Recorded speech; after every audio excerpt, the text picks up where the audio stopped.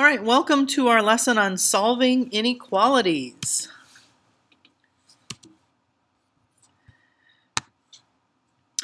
In this lesson, we are going to be solving and graphing inequalities, and we'll be learning how to write those solutions to the inequalities in interval notation.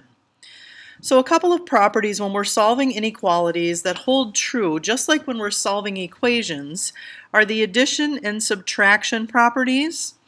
And basically these properties say that if you have an inequality, a greater than b or a less than b, and you add or subtract the same number from both sides of that inequality, then the inequality holds true. So I can add a third number in here, a plus c, and that's going to be greater than b plus c. Here's an example using numbers. And then similarly for the subtraction property, it says if you just subtract the same number from both sides, the inequality still holds true. In the similar way, we can use the multiplication and division property of inequality. There is one exception to this. The inequality sign changes when we multiply or divide by a negative number.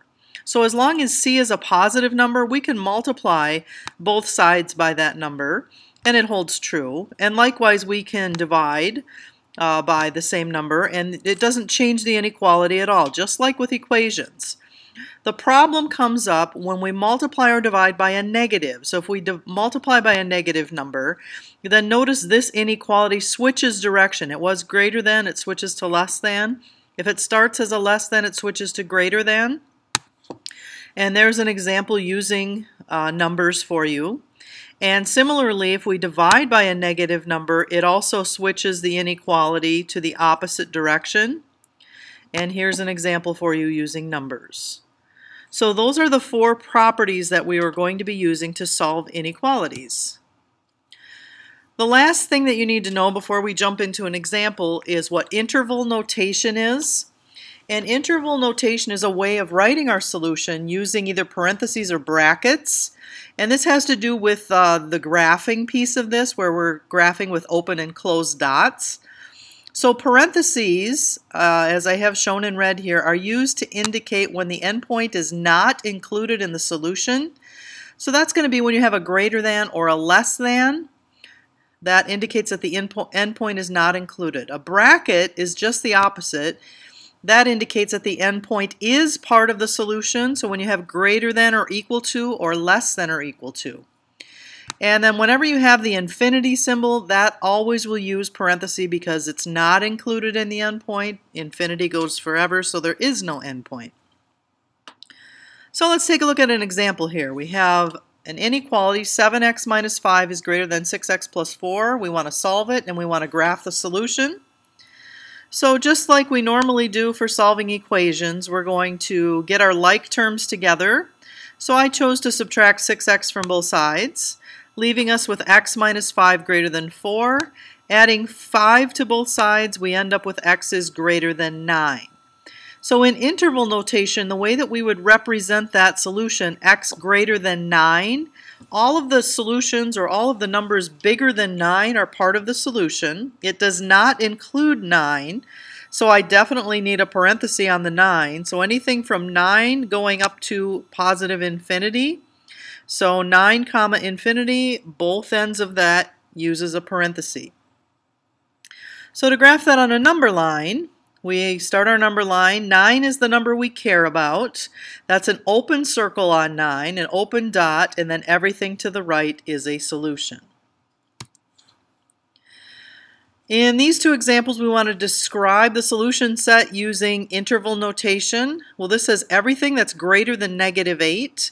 Negative 8 is not included because there's no equal to sign, so we want negative 8 with a parenthesis, and then everything going to positive infinity.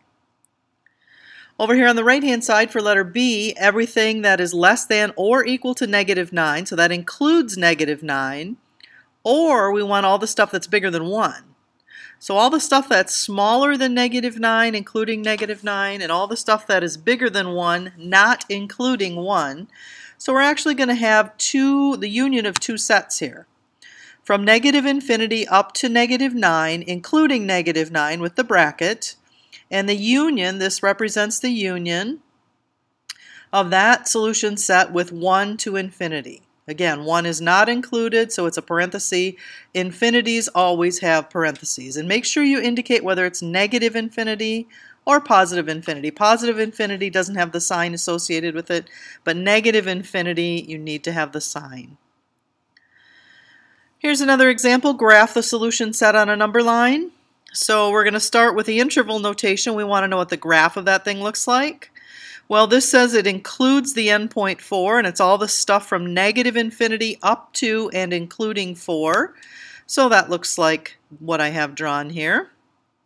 Closed dot on 4. On the right-hand side, everything up to and including 5. And then there's a break in there, and then everything from 7 to positive infinity. It does not include 7, so we have an open dot on 7, closed dot on 5. And so that one looks like this.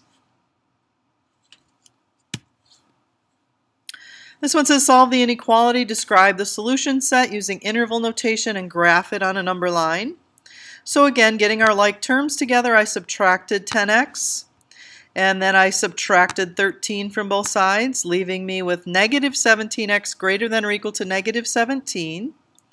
To solve for x, I need to divide both sides by negative 17, which flips my inequality now, so don't forget that. So we have x is less than or equal to positive 1.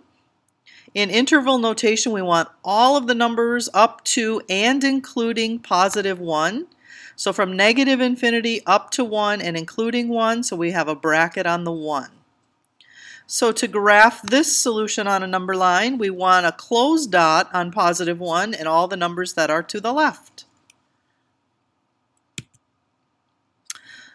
Couple of quick notes here. When you're solving an inequality, if your variable drops out and you end up with a statement like 3 is greater than 5 where it is false, then the actual answer or the solution set is the empty set, which we will write as no solution.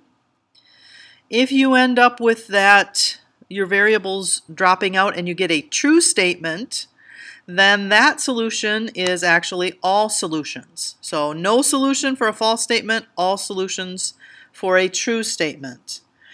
Here is a lesson check for you, 3 problems for you to try. Solve each one of those. There's 3 things. Solve it algebraically, write the answer in interval notation, and then graph it on the number line.